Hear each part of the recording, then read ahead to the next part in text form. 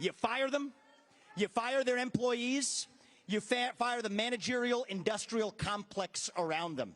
And I'll tell you this even further. Thank you very much.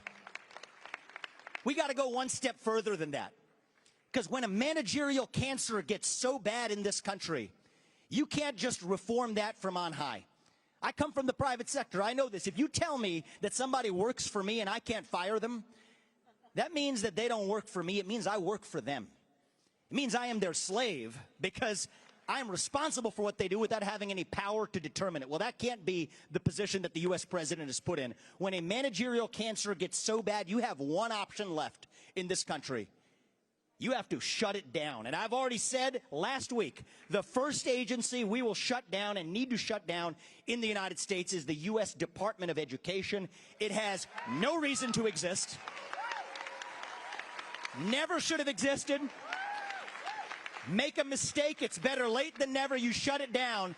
And today I'm ready to announce the second government agency that I will shut down in this country. We should have done it 60 years ago. It's hurt Republicans and Democrats alike. We're going to get it done. It's finally time to shut down the FBI in America. Create something new to take its place, because we are done with the J. Edgar Hoover legacy to let this be a self-governing nation again. What does it mean to be American? It means you believe in the rule of law.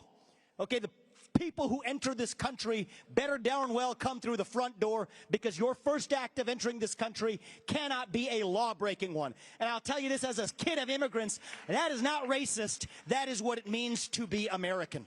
Okay, it means that you believe the military in this country protects our border rather than somebody else's border halfway around the world.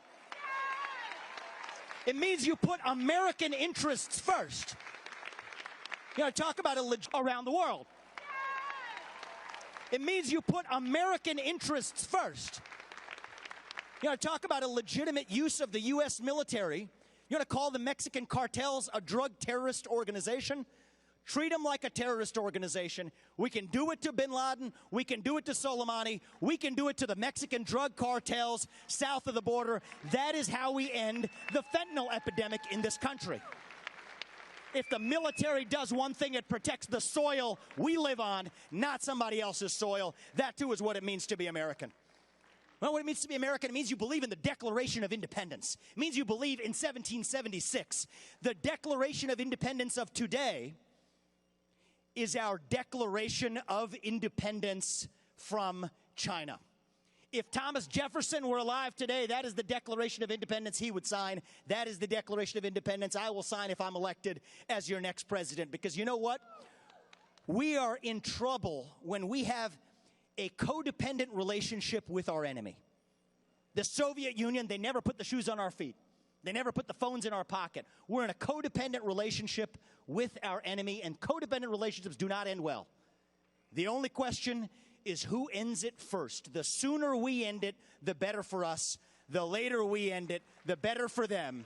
And I think it is finally to say we are done with relying on an enemy to power our modern way of life. Some of this is going to be easy. It's the easy stuff. Abandon climate religion, the climate religion that shackles the United States while leaving China untouched. I don't know why more Republicans can't just say that aloud. It's the thing you're not supposed to say. It's a sacred cow. You take that sacred cow to the slaughterhouse where it belongs. Climate religion is about actually shackling America itself.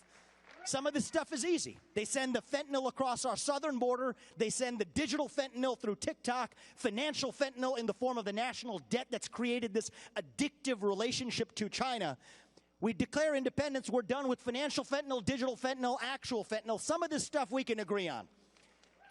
Now, I appreciate the applause, but I also want to be really honest with you. My number one opposition, I'm 9 days into this presidential campaign, and the number one opposition I get to what I just told you actually comes from the Republican Party, a wing of the Republican Party that is so addicted to buying cheap stuff from China and expanding into the Chinese market that they're not ready to make that short-run sacrifice. I go further. I think it's important to be honest.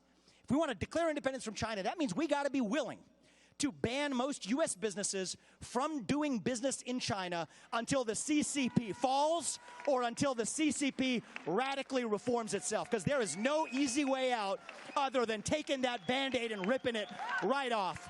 I'm sorry, Henry Kissinger, we're done with your experiment in America. It is the only way out. We got to start thinking on the time scales of history, not the time scales of electoral cycles. We don't need Chamberlain. We need a little bit of Churchill in this country. And you know what? If you're willing to make a sacrifice, the chances are you'll never have to make it, because the other side will fall first. And you can be willing to make a sacrifice if you know what you are sacrificing for. And that is this thing we call America. Our inner animal spirit, it has been domesticated. It has been tamed by this new culture that embraces victimhood and rejects excellence. Our inner animal, it has leapt oceans to lift up places like China on the other side of the world, while their culture of Maoist victimhood came back to hold us down. I'll tell you this, when we rallied behind the cry to make America great again, we did not just hunger for a single man. We hungered for the unapologetic pursuit of excellence. That is what it means to be an American. Thank you. Now, I'm going to do something tonight. I want to address I love the boisterous sides. I want to address it actually directly. I believe in free speech. Free speech is what it means to be American. So even if you disagree with what I'm saying, stand up and say it, because you deserve to. This is the country we live in for a reason. Let me address it right away. Okay, you're going to hear tomorrow night from my good friend, Donald Trump, a man who I took inspiration from to do what I am doing now. If he hadn't done what he did in 2015 and 2016 as an outsider to came and shake up the system, I wouldn't have even thought about doing what I'm doing today and running for president. That's just a fact, okay? Now, next 6 months, it's possible as this goes, you know, we'll get a little bit of name calling, and you know what? That's part of, what do you say, locker room talk, a little bit of trash talk on the court. Got to have some fun and handle it, but I think if you can't handle a little bit of name calling in this or have some fun, you probably shouldn't be the person sitting across the table representing this country in front of Xi Jinping either. But I will tell you something about my friend. He is misunderstood across this country. I know him. He cares deeply about national unity. I know you care deeply about national unity. I'm running for president because I care deeply about national unity. But here's the question. This is the question for the next year and a half in the conservative movement, in the Republican Party, and in America. Do we want a national divorce, or do we want a national revival? It's not going to happen automatically. Whatever it is going to be what we choose it to be. That is the question today. And I'll tell you, here's how we're not going to get national unity. We're not going to get national unity with somebody showing up in the proverbial middle saying, hey, can't we all hold hands, compromise, get along, kumbaya? No, that ain't happening. That ship has sailed long ago. You want national unity? Here's how you get national unity. You get national unity in this country by embracing the extremism, the radicalism of the ideals that set this nation into motion 250 years ago. Merit, free speech, open debate, self-governance over aristocracy. These are radical ideas. Most of human history, it was done the other way.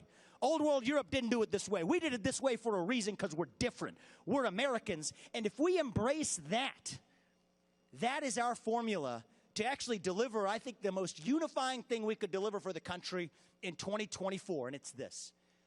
Don't believe it when they tell you it's about Republicans and Democrats. Artificial distinctions. What really matters in this country is a battle between the managerial class and the everyday citizen, between the Great Reset and the Great Uprising, between the pro-American movement, do you believe in this country and are you willing to stand for it, or the anti-American movement, which apologizes what this country stands for,